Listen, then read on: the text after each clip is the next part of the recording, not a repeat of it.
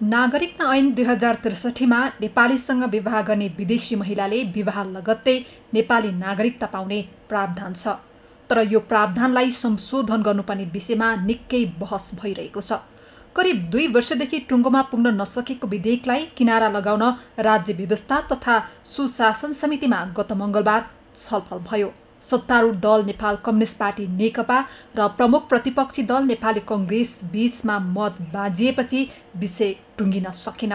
समितिले 7 वर्षपछि मात्रै नागरिकता दिन गरेको प्रस्तावमा नेपाली कङ्ग्रेस, राष्ट्रिय जनता पार्टी र समाजवादी पार्टीका सांसदले असहमति जनाएका छन्। कङ्ग्रेसका सांसदहरूले भने आधिकारिक धारणा बनाउन समय मागेका छन्। अब आइतबारको बैठकले यो विषय टुङ्ग्याउने अनुमान गरिएको छ।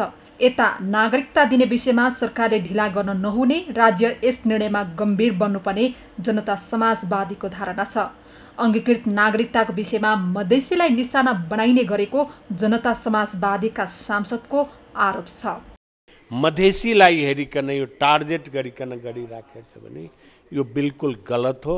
राज्यले बडो गम्भीरता साथ नागरिकता जस्तो विषयमा सोच्नुपर्छ र कुनै पनि नागरिकको, कुनै पनि क्षेत्रका व्यक्तिको हकमाथि, अधिकारमाथि हस्तक्षेप गर्नु हुँदैन।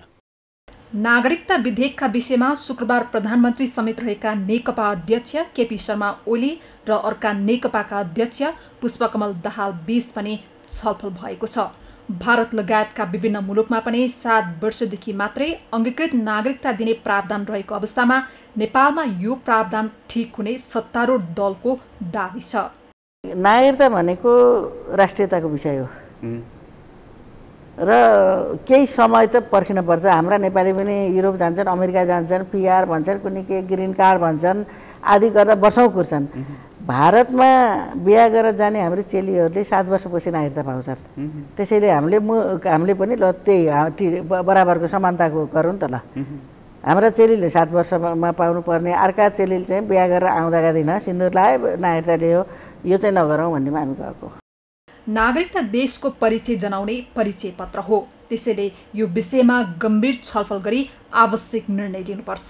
सगरमाथा टेलिभिजनका लागि क्यामेरामा सुरेन्द्र राउतका साथ मेनुका श्रेष्ठ, काठमाडौँ।